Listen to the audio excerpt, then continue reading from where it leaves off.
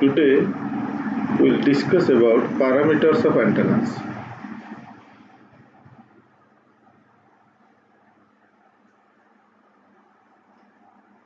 In this particular discussion, we will see different types of antennas, uh, parameters related to design and performance, and some of the performance parameters a little in a elaborate manner.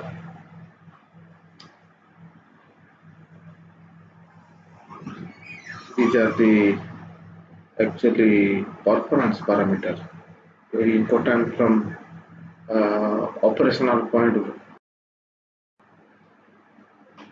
Then we will conclude. We'll see what are the references we have taken at the end. Now, if we categorize antennas, then from bandwidth point of view, we can have narrowband antennas and broadband antennas. From directivity point of view, omnidirectional or directional. From element point of view, we can say single element, multiple element. Normally, multiple element antennas are known as array antennas. And the parameters associated antennas can be defined in two ways. One is our design parameter, another is our performance parameter. Now, the design parameters are important to design an antenna. Normally, these parameters are found in our applications when we analyze antenna. And performance parameters discuss about the performance or we can say the operation of. So when we look for a particular application or a particular performance we want, then accordingly the performance parameter must be decided. Let us see some antennas and their application. In brief, in narrowband category, we will have point source, of course, imaginary, simple wire antennas, slant or straight monopole antennas, straight or slant or V dipole you can say, lambda by 2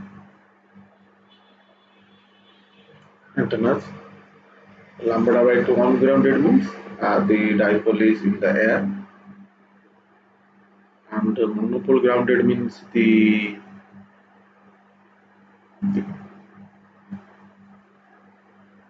antenna one part of the antenna is in air or a little away from the ground and ground.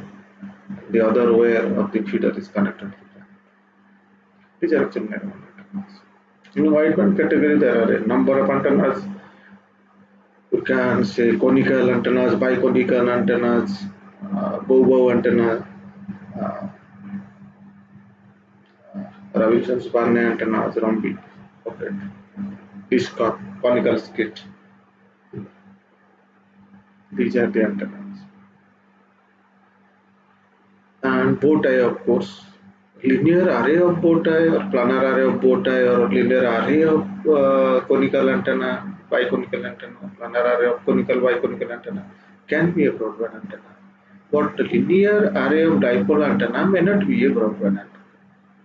Similarly, electronic phase array, based on what type of element we are using, we can say a spiral can be a broadband antenna, equiangular spiral can be arithmetic, and spiral can be a broadband antenna. Normally, a long range spiral antenna is known as frequency independent antenna. Longitudinal can be a broadband antenna. Microstrip, of course, not broadband.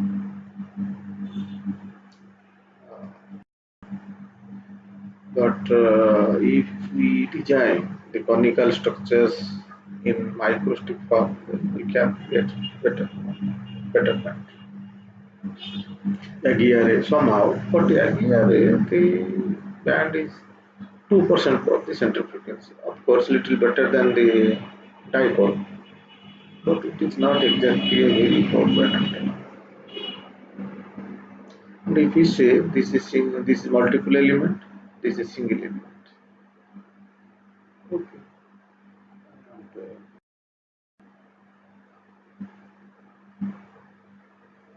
And, this is directive antenna, and this may not be directive.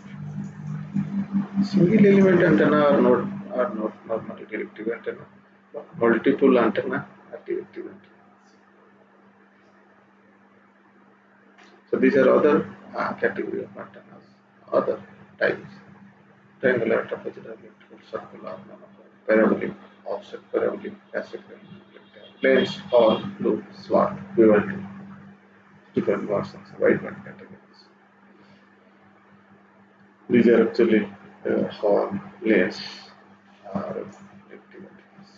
Similarly, we have multi-band antennas. It is another category of broadband antennas.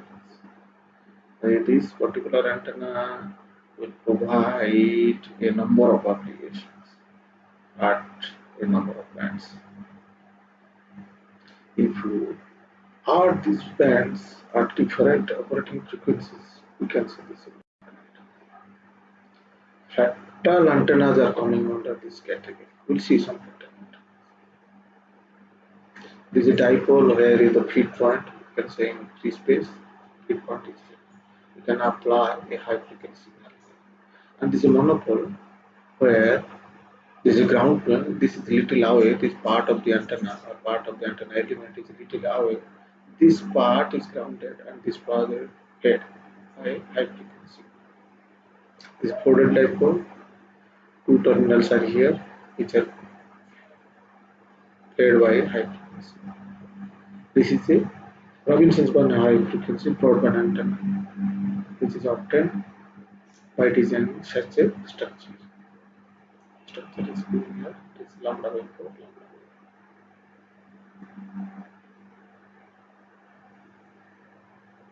Is like this.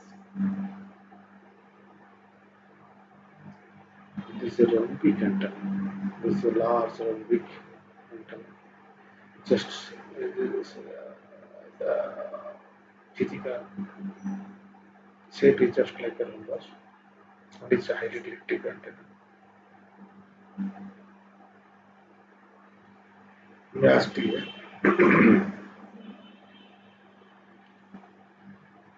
practical use of this is shown here. This is the multiple rhombic. There are number of rhombic antennas, so you can say rhombic array covers a large area. The house, see the house size and this mast. There are many rhombic antennas are connected here. It is not clearly visible, but you can see how. This is a conical monopole. Actually, instead of a cone, wires are taken. Wires are taken. Number of wires in the form of cone can be available. Cone provided this space gap. It's the broadbands. Conical dipole. These are the conical antennas, biconical antennas. Actually, instead of cones, they have taken wires. Normally, they perform the same operation as the cones. Complete cone instead of complete cone, wires can be taken. This is what the type. Inverted conical. Cones are inverted, just like conical skips. Each of is this is just a plane, I can say plane simulated by a group of wires. Then this is a cone, of course, often using a number of wires. So this and this is a cone, this cone, this cone, this cone. This is a proper antenna used at each individual.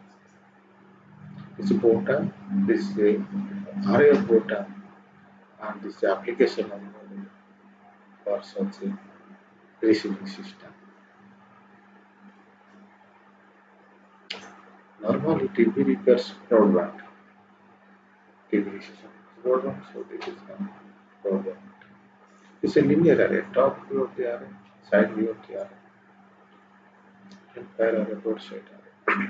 Entire array, the radiation is along the direction of the elements. Broadside perpendicular to the direction of the array. This is a planar array, two-dimensional array or planar array. This spiral, this is Archimedean spiral, this is equimillar spiral, this is helical spiral, helical, this is another spiral. These are actually frequency independent antennas. Since the dimension is limited, you can see broadband antennas.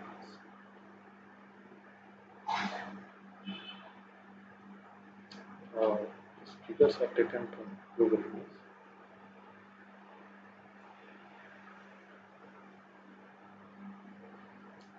This planar spiral, conical log periodic spiral to achieve better bandwidth.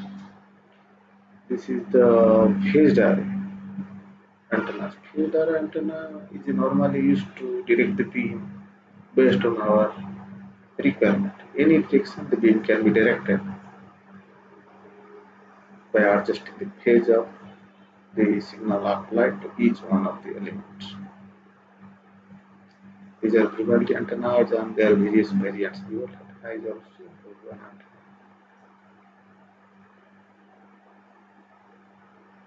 These are slot antenna and this is conical horn antenna.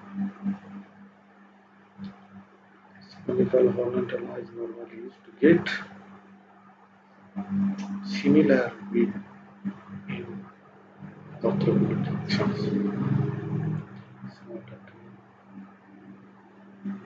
Lens antenna. Lenses are normally used to direct the beam in a particular direction. It also improves if we have an array. Array is already having sufficient gain in a particular direction, and lens improves the directivity, improves the gain in that particular direction, so that that can be transmitted to a longer distance. These are different types of lenses used for specific purpose. For the original intention is to increase the directivity.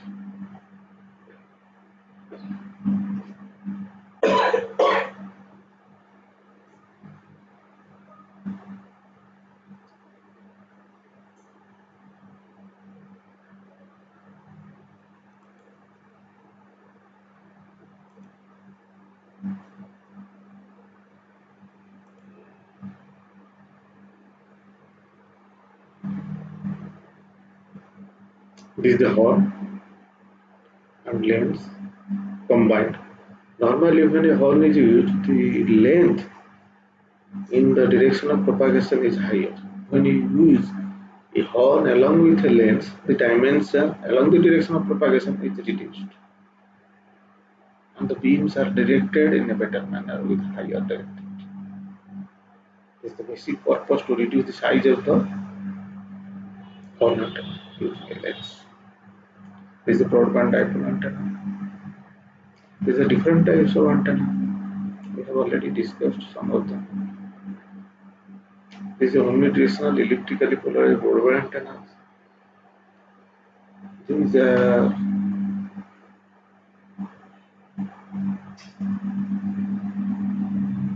another group of broadband antennas. Kite, used for kite type of 2 to 30 megahertz. These are ultra broadband antennas. In addition to log periodic structures, some additional elements are combined to improve the broadband nature. Biconical broadband antennas. Here instead of wires, actual the complete surface are used for better Mangaraj. These are broadband wireless antennas used for GSM. This is patch antenna. Patch antenna is also a broadband antenna, but it need to be properly designed. That is used for bedmarks.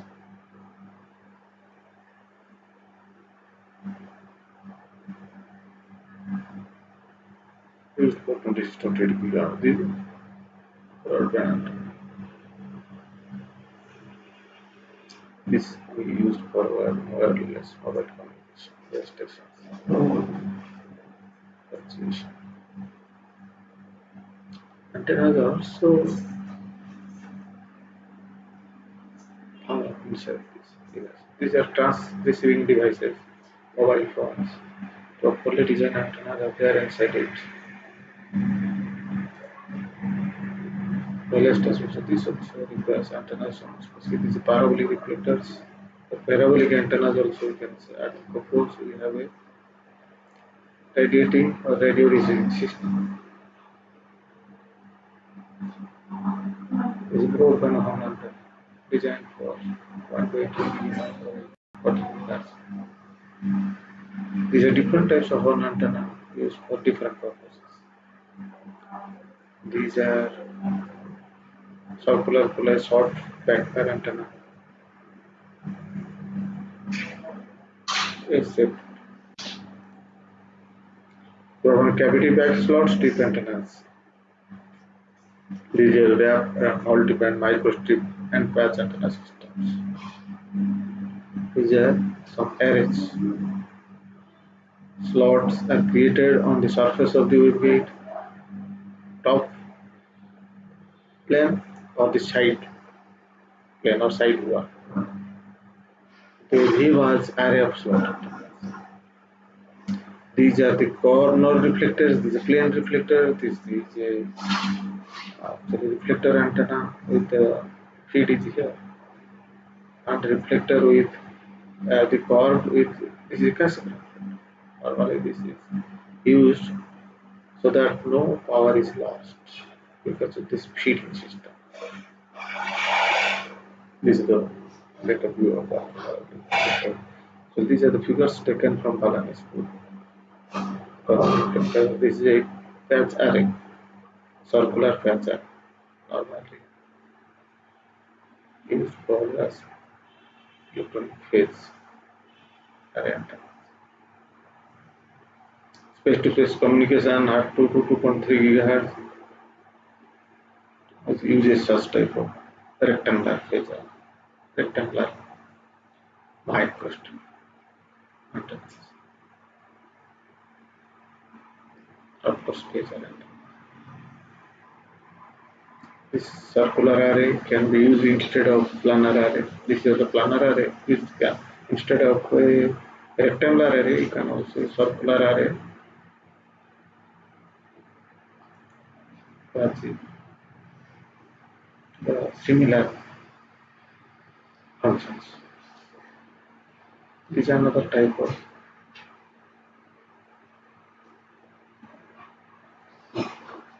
tripline antenna. This is a dual mode antenna.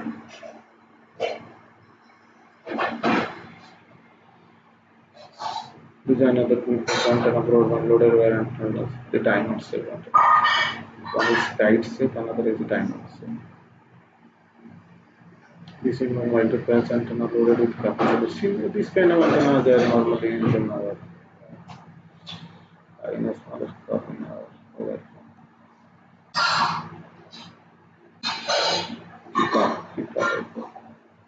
For example, microstrip circular patch with asymmetric geometries. These are some of the antennas. This is another antenna. This is a kinetic antenna. This is a fractal antenna. This is a box dipole. This is a fractal tree dipole, 3D dipole. Now the bandwidth multi-band characteristics of this one is poorer than this one, and the multi-band nature of this one is better than this one. even better than, still better than this. These are actually fractal dipoles.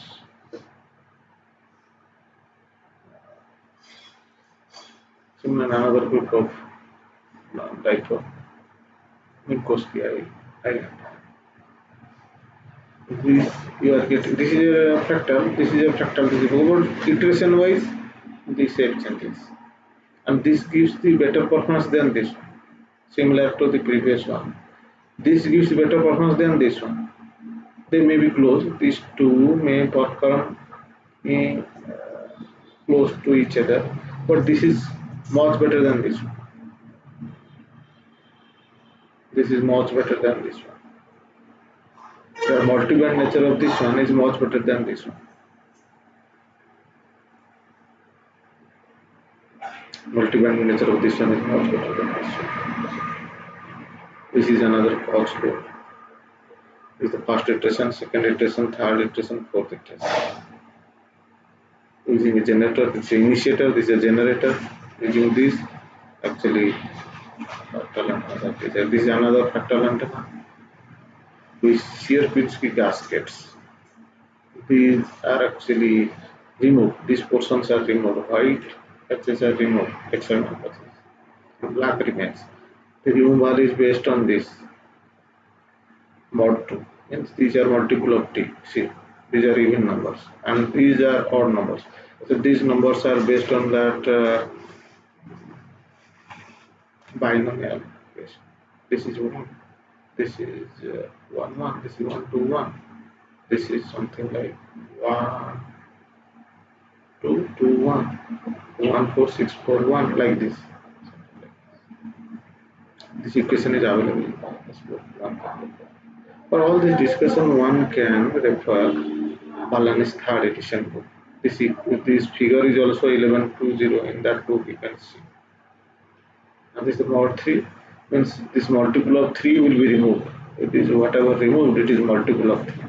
This is the first iteration, and this goes to second iteration, and the smallest triangles goes to third iteration. Now this portion can be still divided. This portion can be still divided, so that you can eliminate this function of 2. This is a circular pouch loop, which is better than the simple loop. A simple loop can give you a resistance of 1 ohm around at operating frequency. At the same time, this pouch loop can provide impedance around 30. So actually they are the various antennas, and once you know the antennas and you are concentrating on a particular application, then you must think about the parameters. The parameters are to design parameters or performance. Design parameters are required to design the antenna. Those are length, width, height, radius, thickness, material, spacing between the elements, operating frequency, amplitude and phase of the excitation applied to each one of the elements in case of array or any individual element. Excitation is. So these are the design parameters using which we can design antenna. Now once the antenna is designed, it will perform. It will be operated for a particular application and it will show its performance. These are the performance parameters. Radiator power density, radiation intensity, beam width, directivity, gain, antenna efficiency, beam efficiency, bandwidth, polarization, input impedance, antenna radiation efficiency. Even something more than this. There are many parameters actually. Some few are discussed here. And you can say the upper beam width, or fastener beam width, the maximum directivity, the directivity in other direction, like this. So based on what we require, the parameters can be defined. And normally this parameter wants to know before any design or before going for any particular application or before going to apply his design to any particular application. You must be sure about all these parameters. Now, to analyze antenna, coordinate system is very essential. One should understand all the 3 coordinate systems, starting from Rectangular coordinate system to rectangular, cylindrical, spherical, all are important. Now, let us see why rectangular coordinate system is easy to understand, very easy. It's a linear system. Spherical is somehow little involved. Now see, simple area in a rectangular coordinate system is dx into dy or dy into dz or dx into dz like this. Now, the area is defined here on the surface of the sphere. How to define it? See, the area dA is r square sin theta d theta d phi. How you got? This one is r sin theta d phi. Now this is r, and if you project this one here, this will be your, this radius is your r sin theta. Now this is d phi. So this becomes r sin theta d phi. Now what is this? This is our r multiplied by d phi, r d phi. So instead of dx into dy, what we write? R d theta multiplied by r sin theta d phi. So that gives you r square sin theta d phi. So see. So one should be very sure about what is area, what is volume, what is radius, what is solid angle, what is linear angle. All these things one should know, and one should know the operations. That is your gradient or dot product, cross product, simple product, like this in all these coordinate systems. Then only one can understand the analysis. Now here he has shown how 4 pi r square we are getting. This is the elementary area r square sin theta, and it is integrated over 0 to pi for theta, 0 to pi for 2 for pi. So we are getting 4 pi r square. We know the area of a sphere is 4 pi r square, but this can be found out by considering that elementary area and integrating for the whole region. The radiation pattern is understood when we know what is amplitude, what is phase, what is polarization. Now, what is amplitude radiation pattern? When amplitude is plotted, amplitude means either electric field is plotted with respect to angle, or magnetic field is plotted with respect to in linear scale. Since angle is in linear, electric and magnetic. Power pattern can be plotted. Power is normally proportional to E square or H square, magnitude of E square or magnitude of H. Now that can be plotted with respect to angle. And if you take dB value of this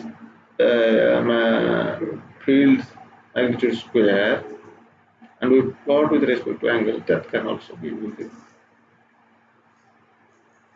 But our pattern is normally plotted in a linear scale or decimal scale.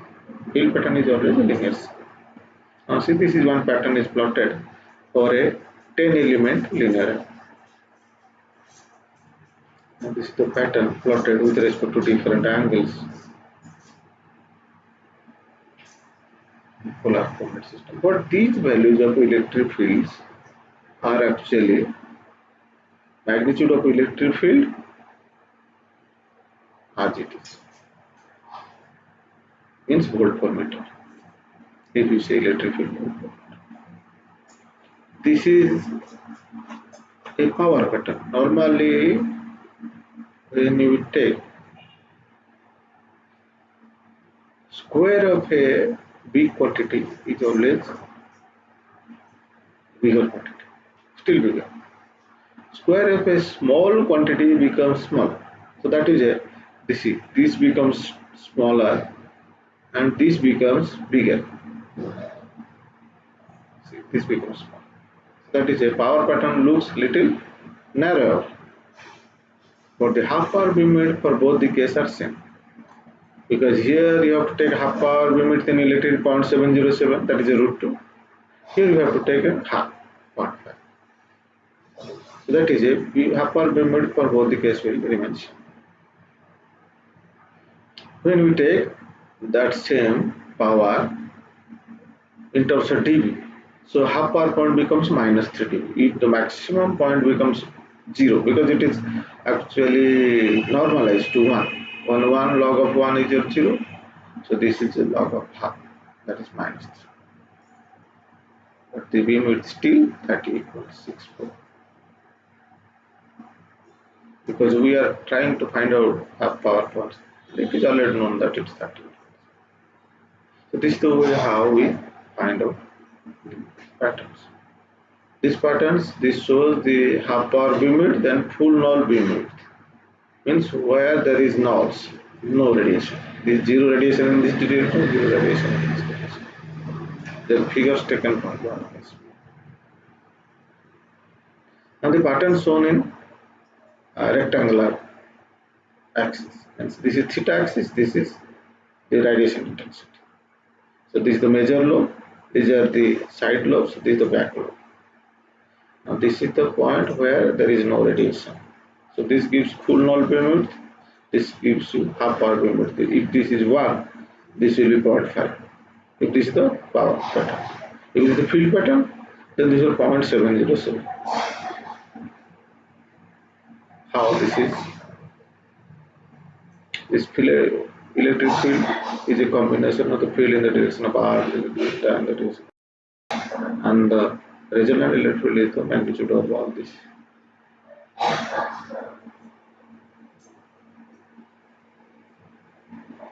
Now, programs are available in a Balanese to have 2D polar plot or 3D spherical plot. But in that program, we have to mention whether we want a linear scale or dB scale like this. And we have to also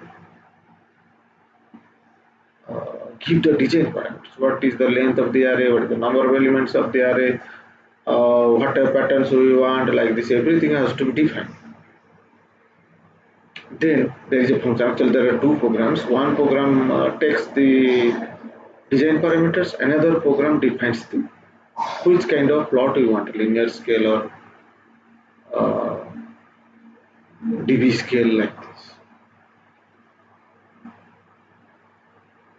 or combination of these two like this. These are the programs available, one can see. Now,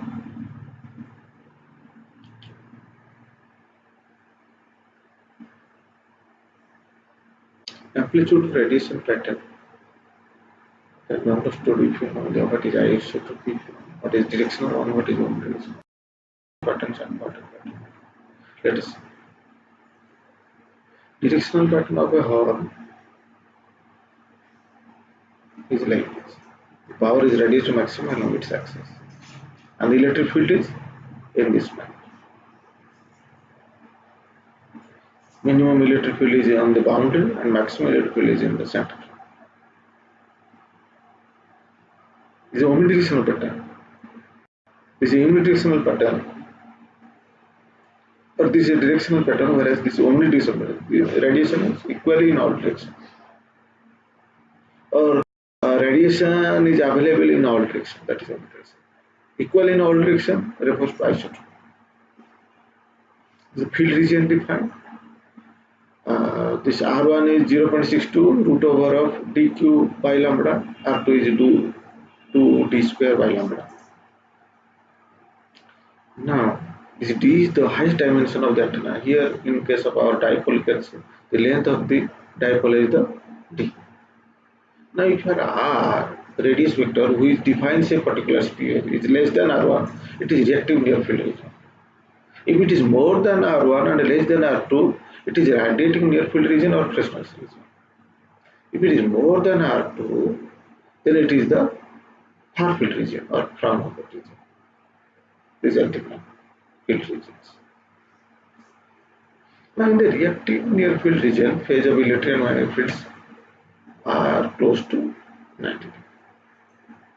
They are highly reactive with high content of non-propagating stored energy near the antenna.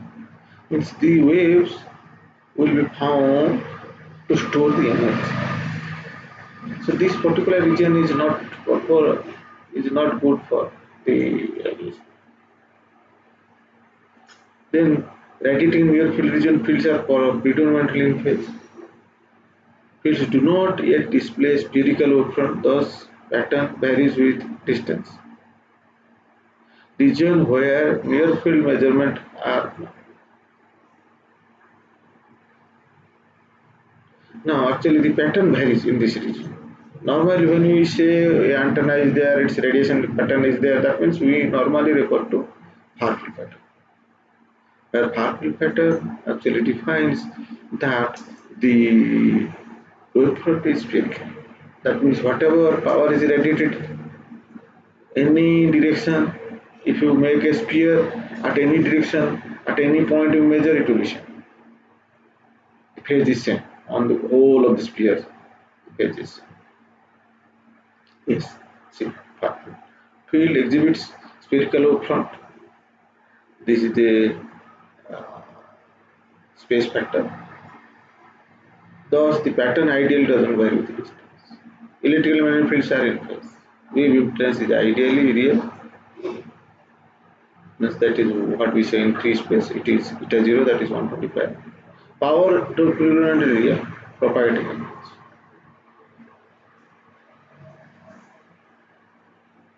Is this field distribution is like this, the personal region, the field distribution like, and this will change actually. On the whole of the region, if you go like this, it will change. But in the whole of the region, it will not change much. But this will change in the whole of this region.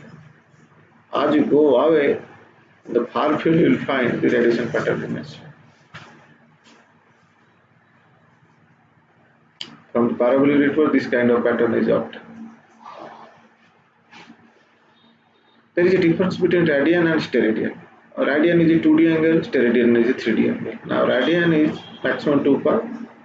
How it is found out?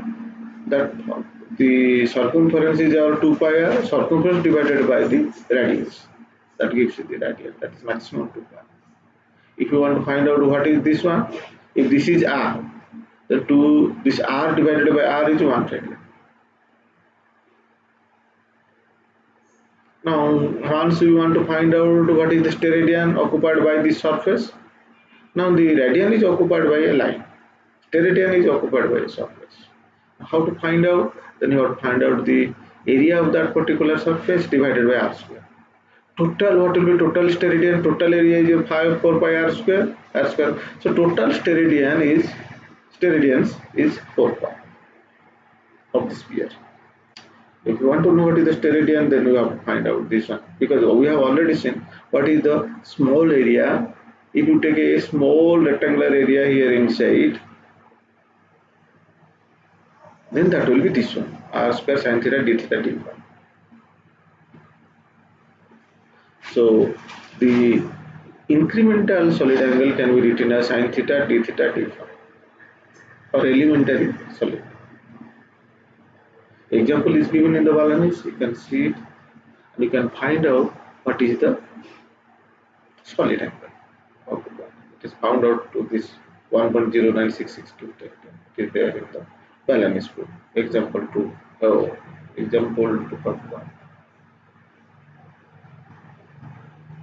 This is actually a method. This is the angle in one plane, this is the angle in the another plane which is perpendicular to that. Multiplying these two will get almost approximately equal to the steradian, close to that value. This is the integral form. The way we have taken this is the small steradian occupied by this small surface. Then for the whole surface, whatever we want, that can be integrated to get this. So this gives you the statement, but this gives you the another method which is closely approximated. So this we can say numerical method. Yeah. So there is a small error. Sometimes they will also math.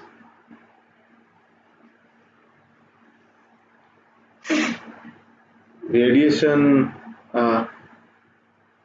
radiation power density, radiation intensity. What is radiation? That's the difference. Radiation power density is different radiation intensity. Before that, we must know what is instantaneous power and what is the complex power. Instantaneous power can be written as multiplication of instantaneous electric field cross product with internet.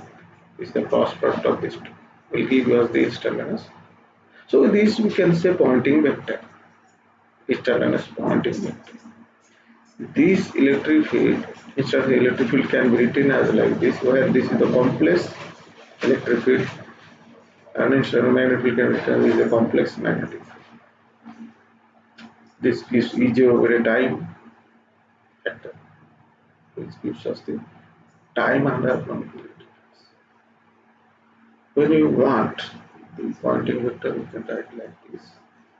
But this is the part which will give us the real power, and this will bring us to zero.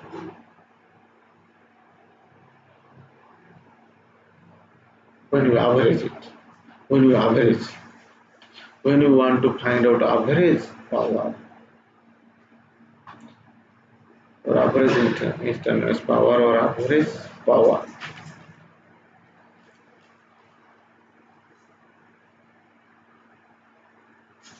then this will give us the, well, this will give us zero. So that is why we write average radiated power.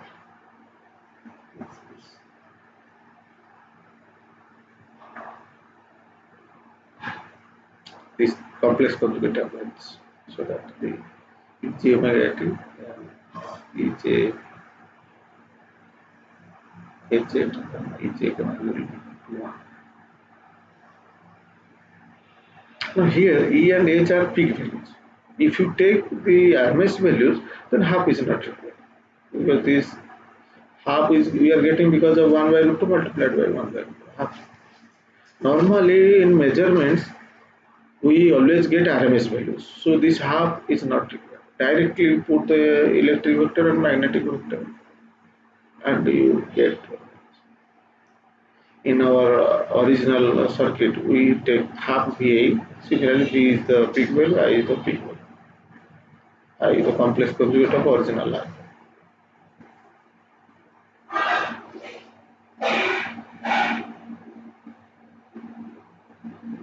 This is the way how we can find out total power. This is the average radiated power multiplied by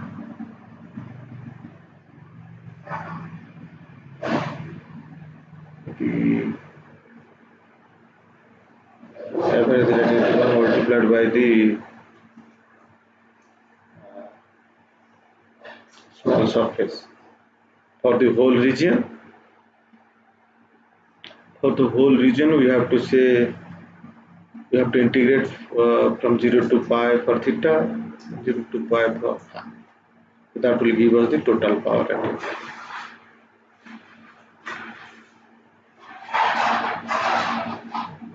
Radial power and radial.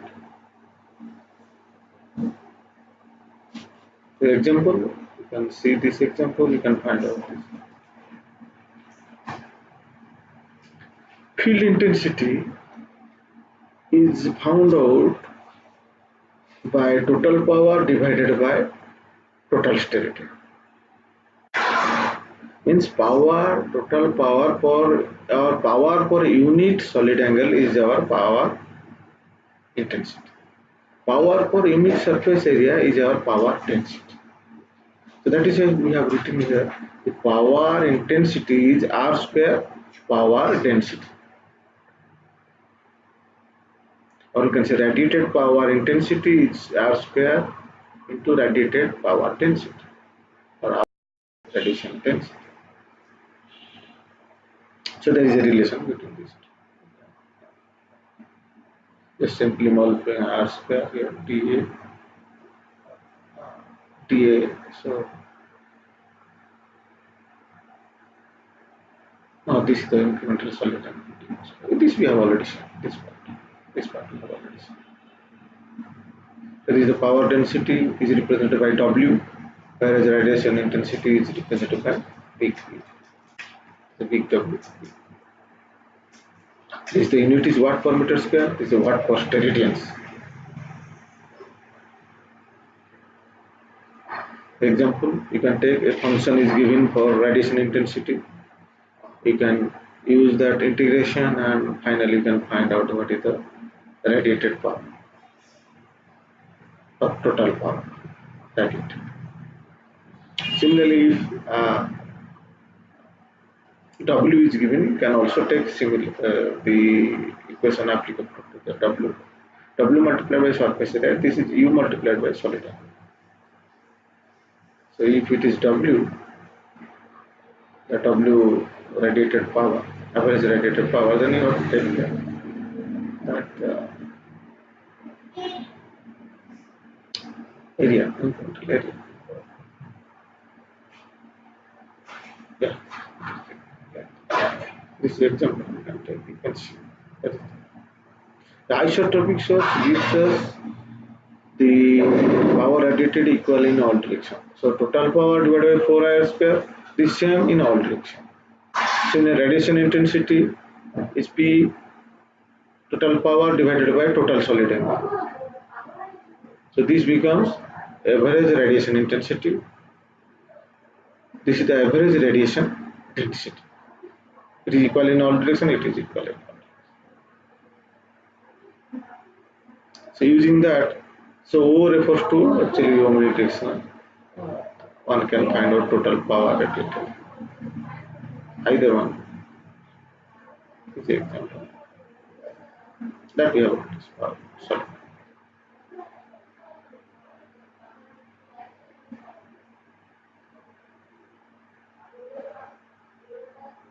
Same. Beamwidths. Half power beamwidths, first null. Now, for a directive antenna, this beamwidth of the main lobe should be as small as possible. If you talk about satellite communication, satellites are placed 2 degrees away from each other. If you see the center of the Earth and two satellites on geostationary orbit, the angle will be at least 2 degrees. The 2 degrees is close to 14,000 kilometers. Sorry, uh, yeah, 1400, close to 1400 kilometers.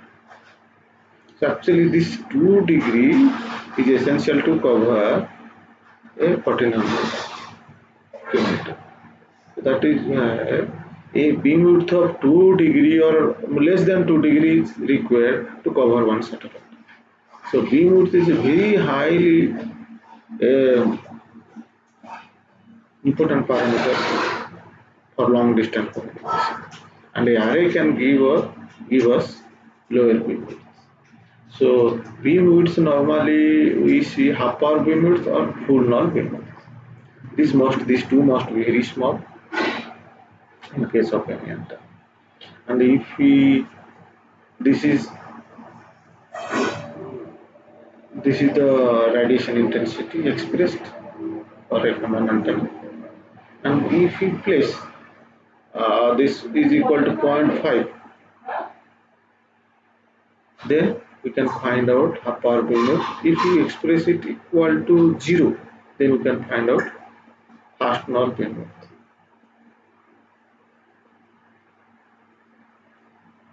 So half power beamwidth and fast null beamwidth. See, this is the direction where the powers are not transmitted. This is the direction where powers are not transmitted. That is why we say fast null beamwidth. There can be another null here. That is second null beamwidth. And this is the half power beamwidth considering the power 0.5. So they will be different. Normally half power beamwidth will be lower than the fast null beamwidth because these are null positions.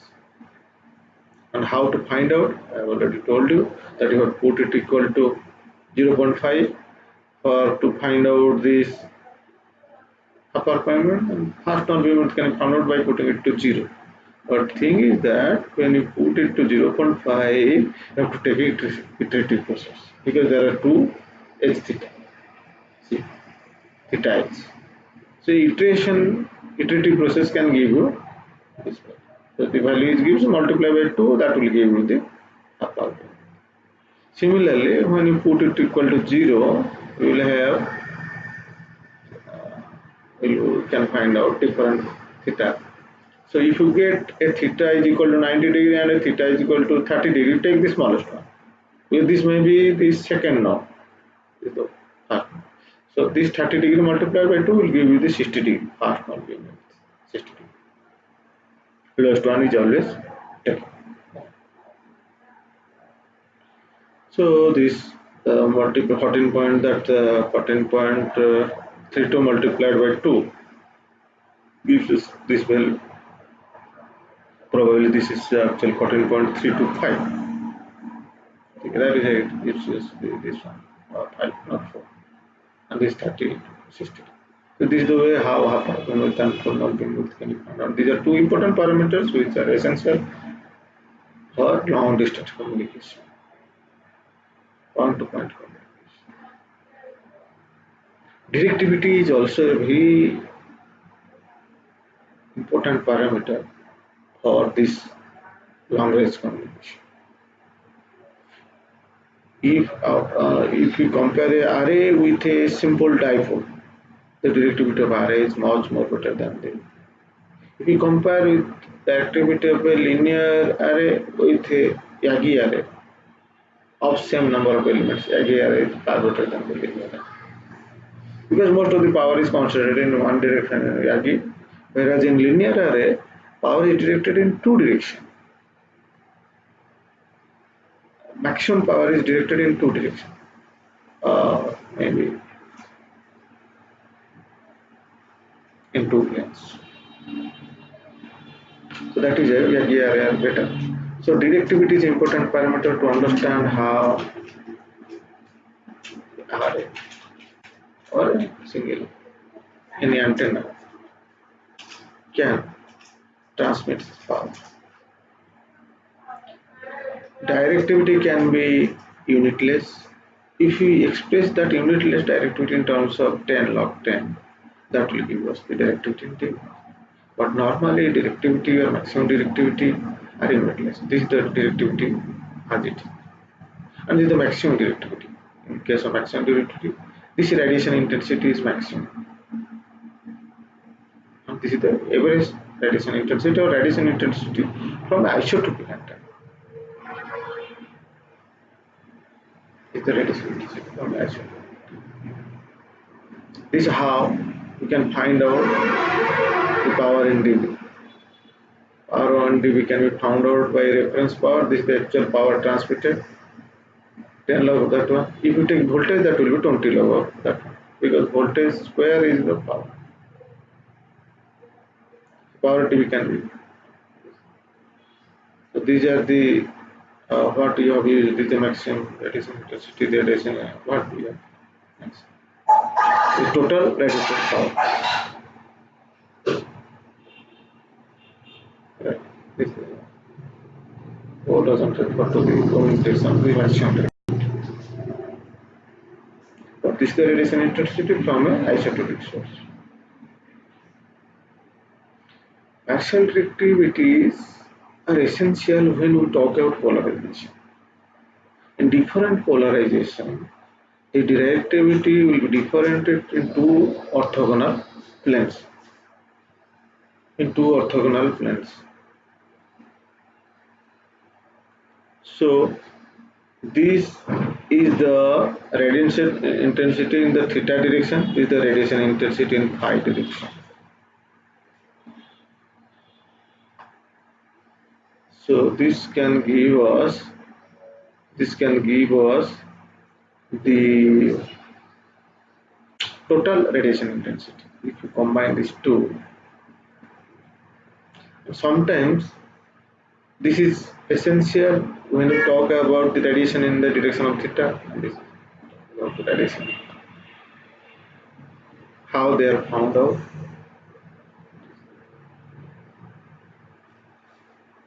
They can be separated. Theta can be separated. So this is the d theta is the partial direct one partial directive, and d phi is another partial directive. The same equation, but they are actually two different orthogonal planes. They can be calculated like this. Example is given. Once you do this example, you can now directivity is a function of theta, because it has already given the radiation power is a function of theta. Power density is a function of theta. Another problem with this is sine square theta. So naturally this is sine square theta. This of course for the dipole elementary. No, yeah, elementary dipole. Elementary dipole the gain is 1.5, whereas the dipole the gain is close to 1.63. 1.67 if we do not consider the efficiency.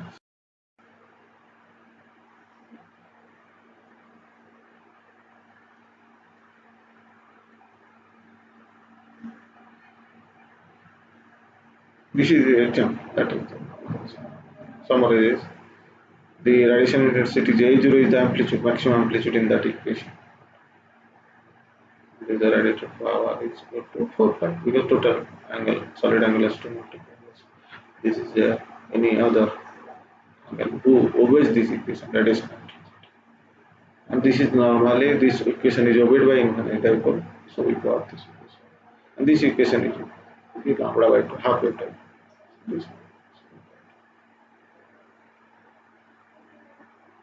So isotropic naturality directivity is 1. First, that second one d0 sin theta.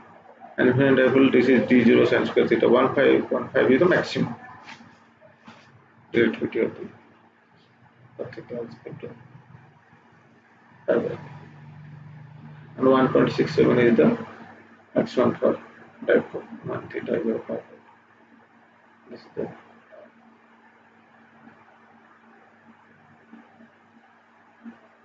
but with respect to theta, directivity is the elementary dipole that is less than lambda by 100 or lambda by 50 also you can take. Even some books you will find lambda by 10 is normally taken as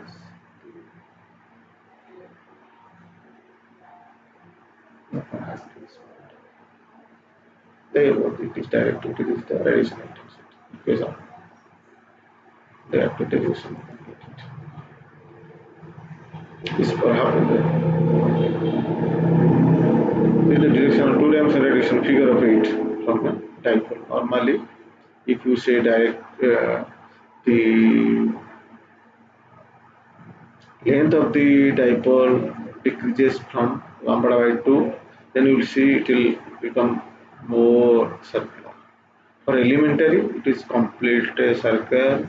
This is also a complete circle. Two sides will have two complete circles.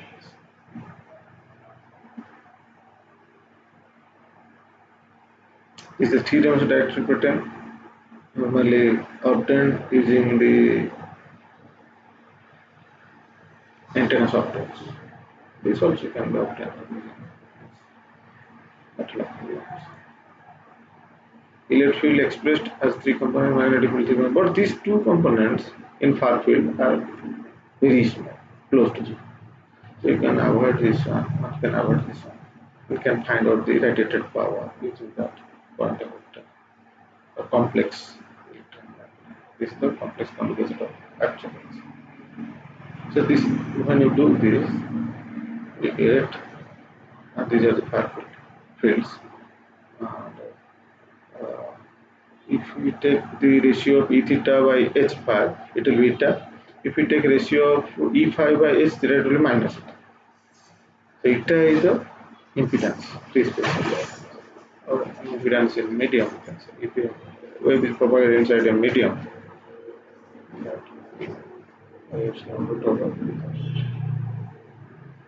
how we can find out the radiated power using actual expression of this electric complex electric field.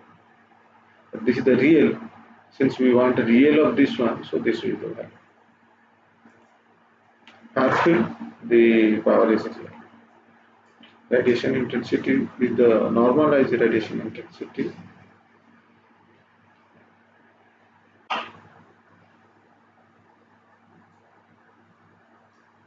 Okay. Normalized radiation intensity, and that can be expressed like far field. This can be expressed. This is the actually space factor. This is the K is the propagation factor.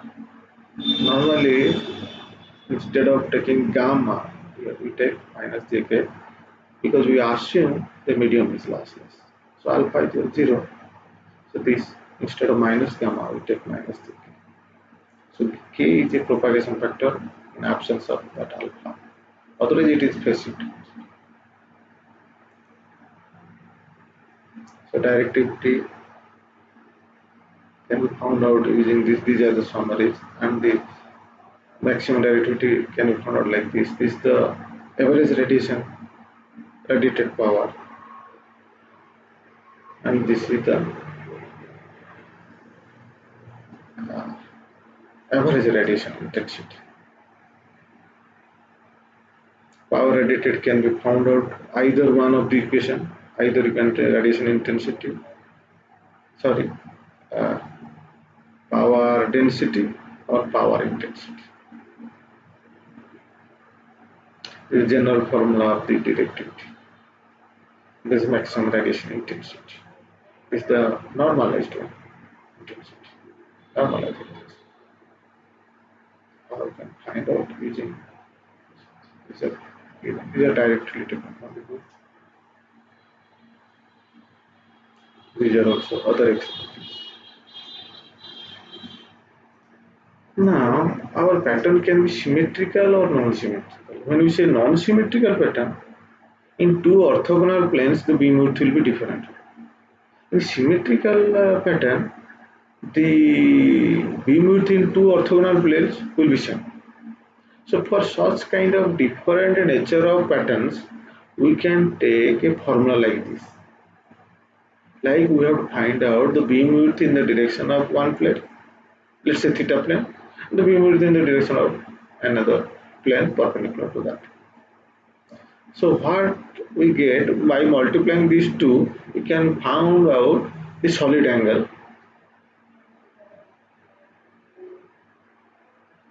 occupied in the two. So because we want to know directivity that should be 4 pi by the solid angle, so this is the way how can we find out. This is brought from the cross book. Then we can have a comparison. Type and Pereira has found out a directivity in another method.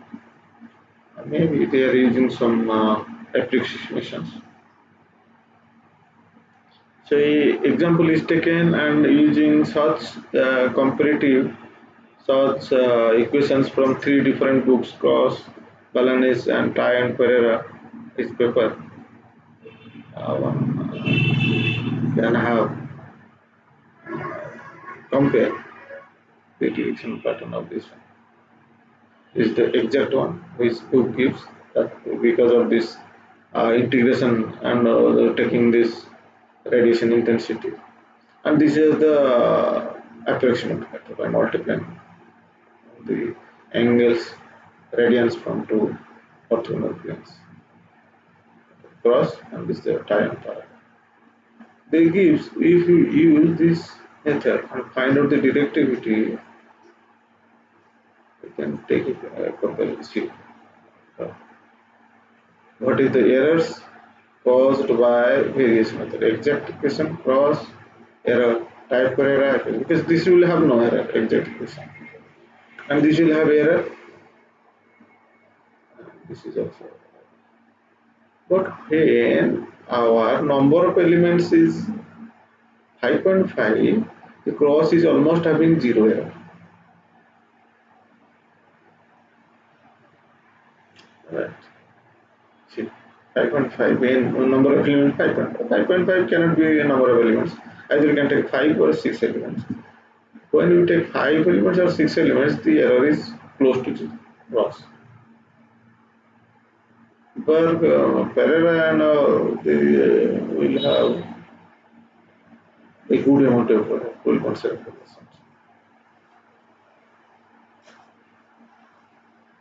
So actually when you try to increase the number of elements, tie and Pereira will have lesser and lesser.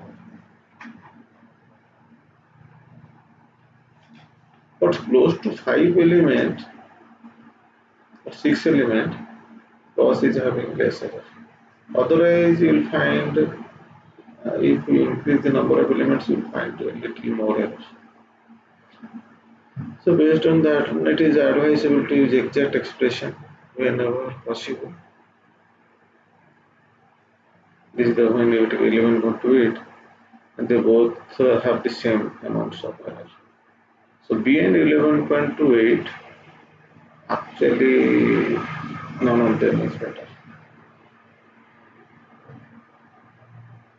Is the omnidirection better without minor lobes? With minor lobes. These are the minor lobes. This is without minor lobes.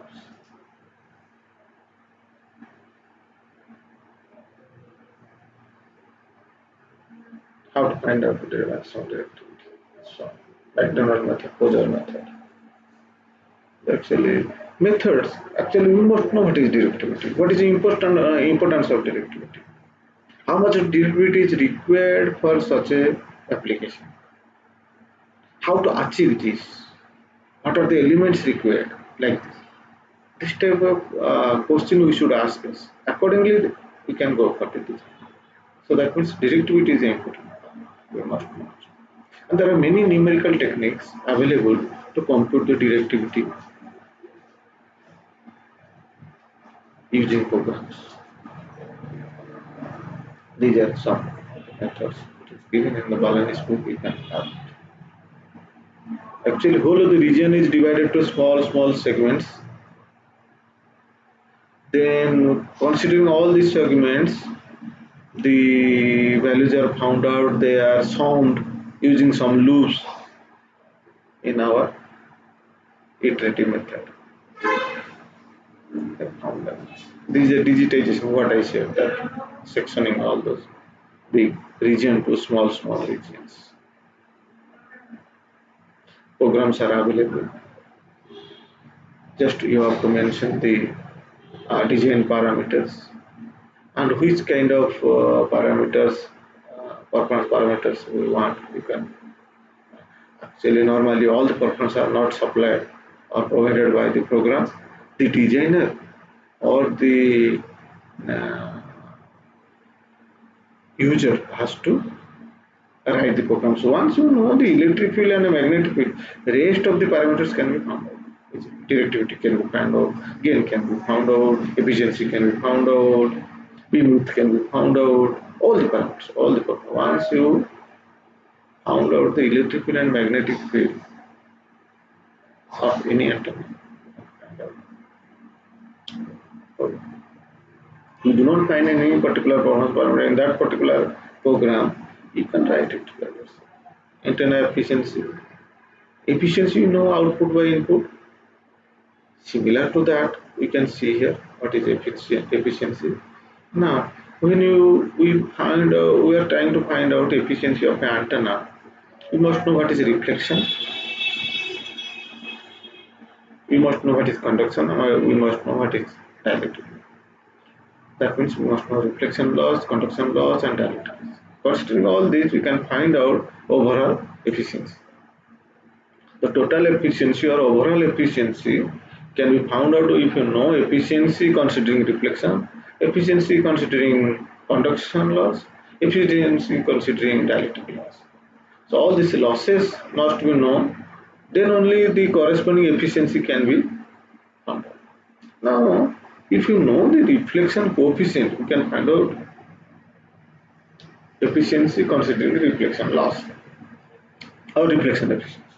That is 1 minus magnitude of the reflection coefficient square. This is the reflection coefficient. Simple.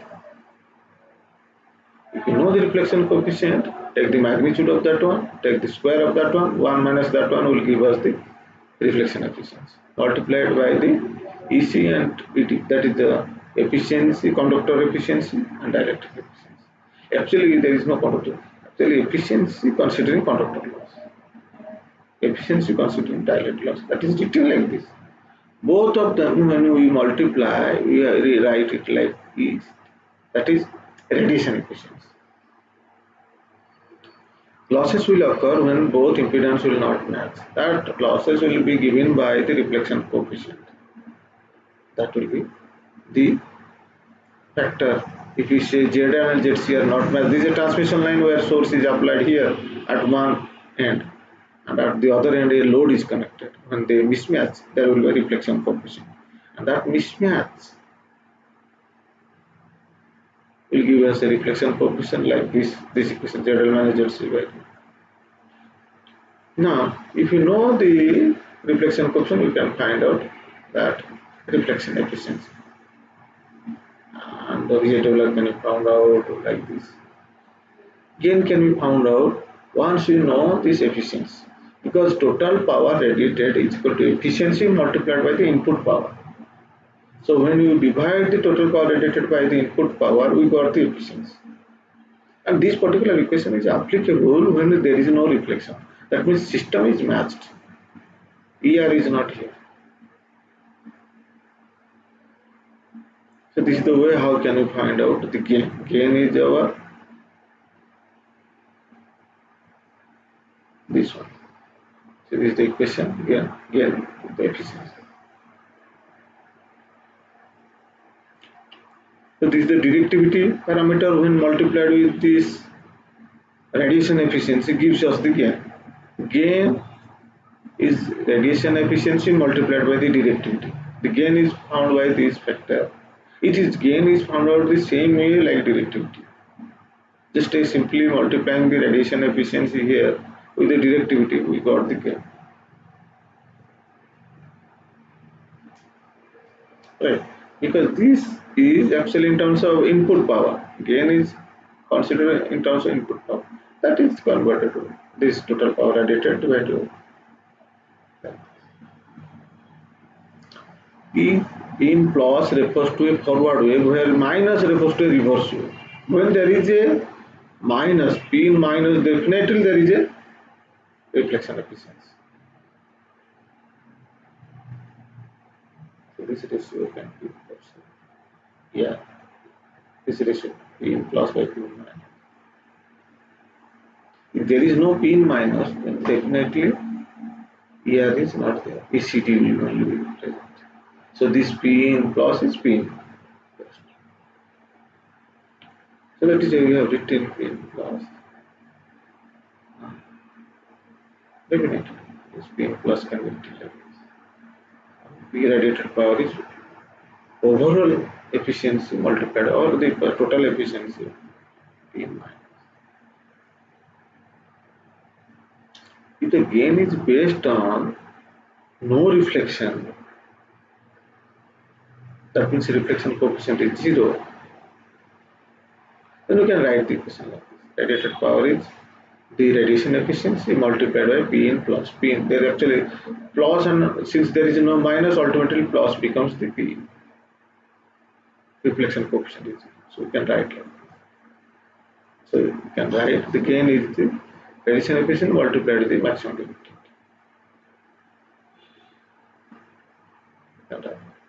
In terms of degree. However, if the gain is based on this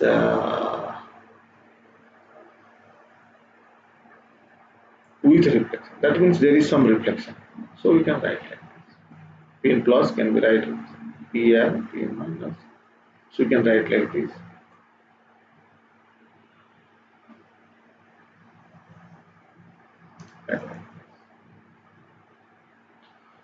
Absolute gain can be found out by multiplying overall efficiency with the directivity.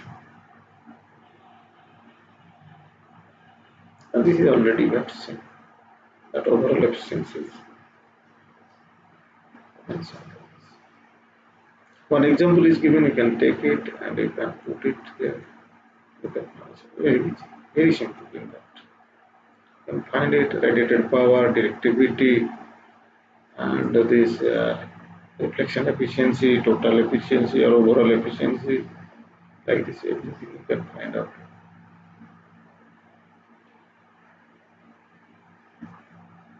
Beam efficiency. Beam efficiency, first we must know the part of the beam which you want to consider. Let's say one part of the beam we are considering, which is the angle 2 theta 1. Now the upper one is the total radiated power within this region divided by actually total power.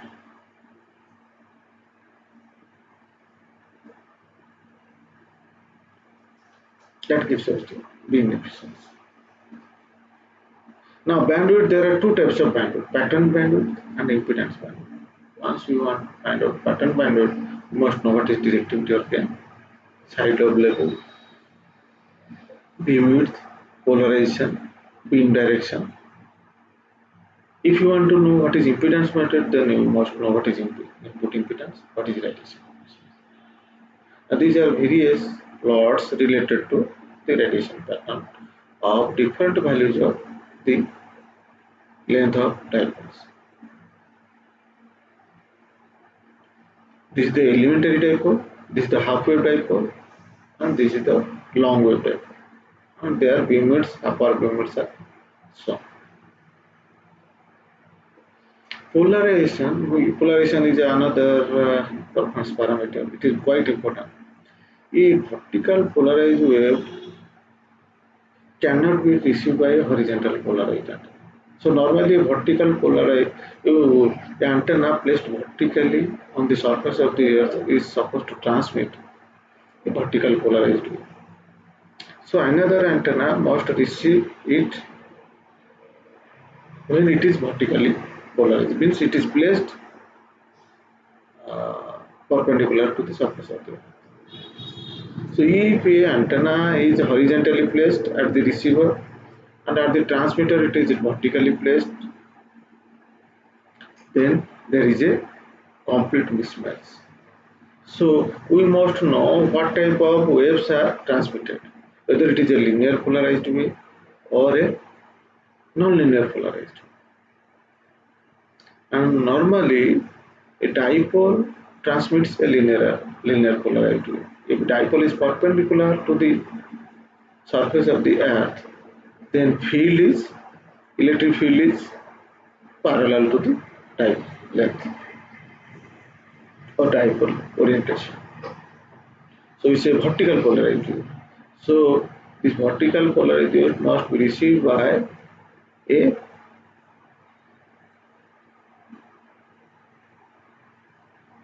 vertically placed dipole. Now there are three types of polarization: linear polarization, circular polarization, and elliptical polarization. Or else we can say two types of polarization: linear polarization, non-linear polarization. Linear polarization means either vertical polarized or horizontal polarized, and non-linear polarization are elliptical polarization. The circular polarization is special case of electrical polarization. And in case of circular or elliptical polarization, we say clockwise or counterclockwise. Now, when we say clockwise, if we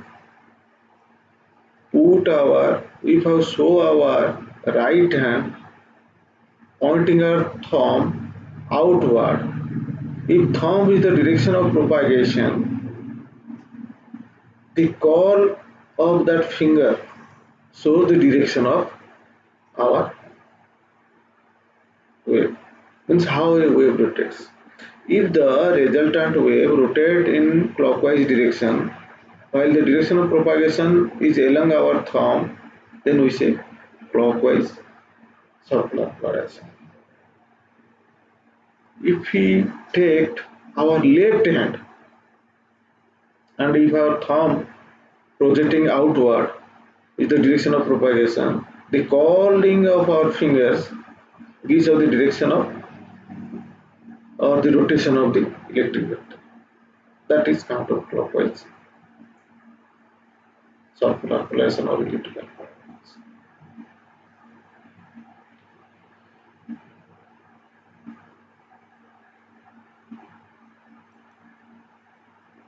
This is the instantaneous electric field. This is the complex electric field with its time length. Here there is the angle theta. So they can be written like this.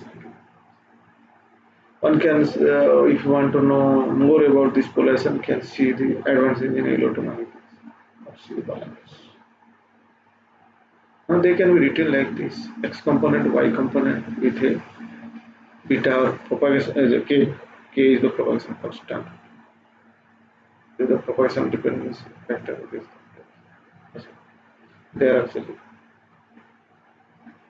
Now for linear polarization, either one of these vector is present or both are. But there will be a phase is always in terms of multiples of pi. But this phase is in terms of pi by 2 in circular polarization. Both the phases are present, their magnitudes are same. Their phase is also multiple of pi by 2. Pi by 2 or 3 pi by 2, 5 pi by 2 like this. And clockwise, anti-clockwise or counterclockwise we have already discussed, or clockwise rotation, circular polarization and counterclockwise. In case of elliptical, not necessary that this will be equal to this EXO component and EYO component as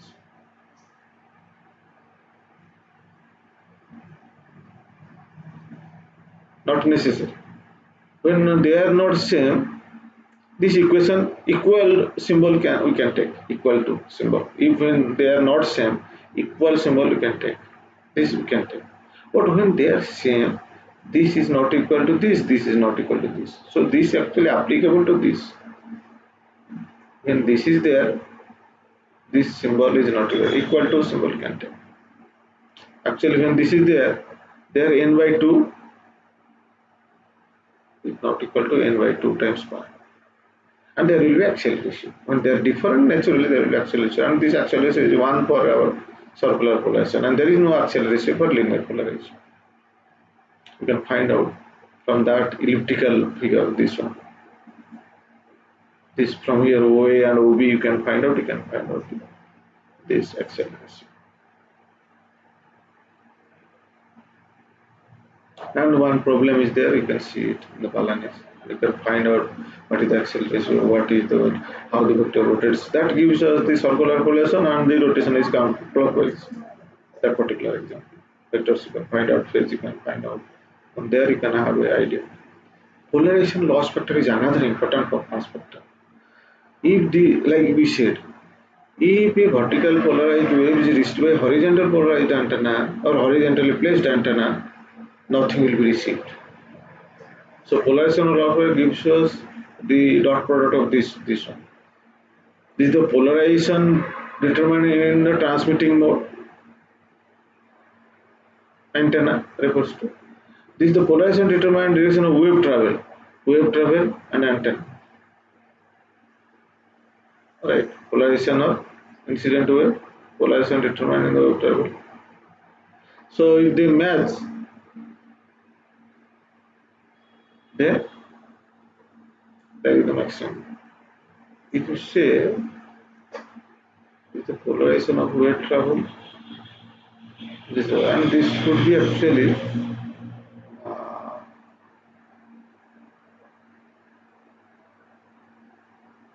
this should be such the polarization of wave travel. This is the polarization of wave. Actually, the electric field supplied by this wave and the electric field at the receiver, they must match. Then only it will produce the maximum signal at the receiver. This polarization loss factor is an important parameter at the receiving antenna. If there is a mismatch, then that gives us the polarization efficiency. If there is a mismatch, then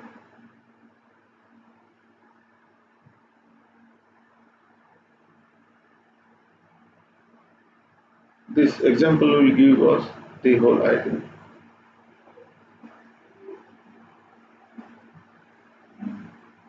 This loss is minus 30. That means polarization is loss factor will not appreciable. See, this is the perfect one. That means the matches, and this is the worst case 1 0. That means good case will yield a 1. This product naturally square of this one means something correspond to power.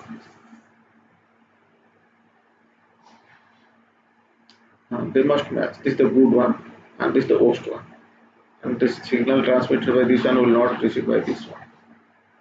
This is identified by a polarization loss factor. So these are circular polarized antenna. Normally circular polarized antenna gives us a benefit. Whether your antenna is horizontally polarized or vertically polarized, whatever may be, if the transmitter is transmitted circular polarized wave, then it can be because it has both the polarized. Input impedance is an important parameter of the antenna. So it consists of two. Okay, input impedance you can make an antenna circuit and you can take the equivalent circuit, then Thevenin's equivalent circuit or Norton equivalent circuit, and you can analyze. Impedance has a real part and an imaginary part. A real part is again there are two parts. One is a loss resistance, another is a radiation resistance, or dissipation resistance or radiation resistance, and this is imaginary impedance. Imaginary impedance stores energy, radiation causes RR causes radiation, this causes dissipation. For maximum power transfer, we must take conjugate symmetry. That means load should have a conjugate symmetry with the source. Then only maximum power can be transferred. This is the power radiated, this is the power dissipated, this is the power generated. And this power, actually total power is half of this one. Then half will be applicable. This antenna resistance is radiation resistance or dissipation resistance or loss resistance. That should be equal to Rg, and the imaginary impedance of the antenna must be equal to imaginary negative of the imaginary impedance of the generator. Then that is known as conjugate. So they cancel out of each other, and power is divided among these two. So half of the power is the maximum power transport to the load. Power supplied by the generator under conjugate matching. Yes, I can guess that is the half. If it is explained here, you can see it. This is the way how you can find out that power is divided between this your radiation resistance, loss resistance, and how generator is providing power to all this. And this two power is and how it is. This summary you can see. This is system. This is a load receiving system. Antenna, incident wave is coming and it is intercepted by your antenna, and the load is connected. When an antenna is used as a receiver, a load is connected. When it is used as a transmitter, a source is connected here. So now we are talking about the receiving antenna. Receiving antenna, this efficiency must be as high as possible. And this thing we have already discussed. Now, to increase this efficiency, we must increase the vector length of the. And this is the DC application. This is not applicable to antenna. This is the high frequency application, which is applicable to antenna. Now, the example is given. You can see that example, and you can have some knowledge on this impedance parameters and efficiency. Vector effective length is the length seen by the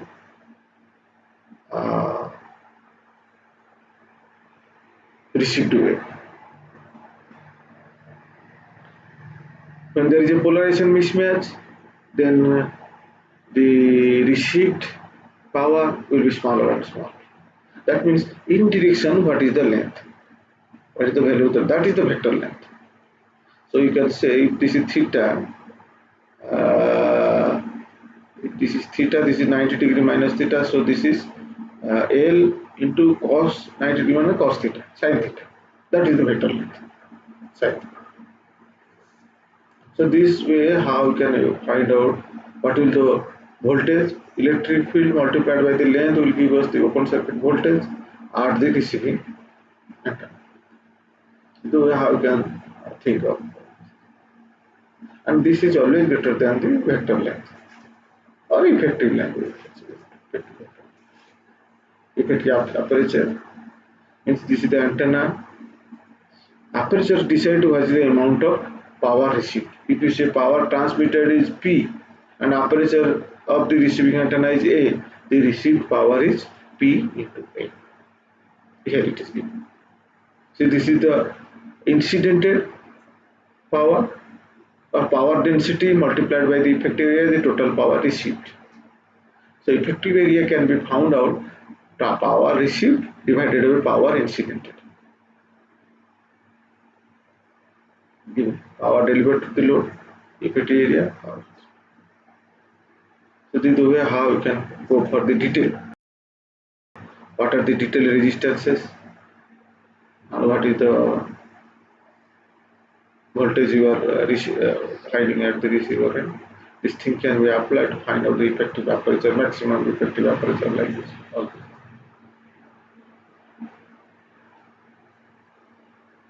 So this is another maximum effective aperture area you can find out. Uh, this is possible for conjugate matching. And this is another unknown loss effective. Maximum effective area can be considered as lambda square by 4 pi into maximum directivity. Aperture efficiency you can find out maximum by the actual. You can see, you can look at all these things.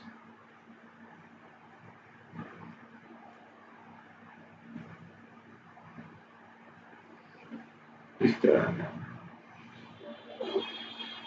lossless considering loss? You can see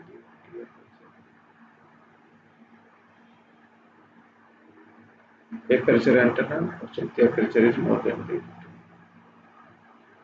aperture antenna. Aperture efficiency is always greater than 0.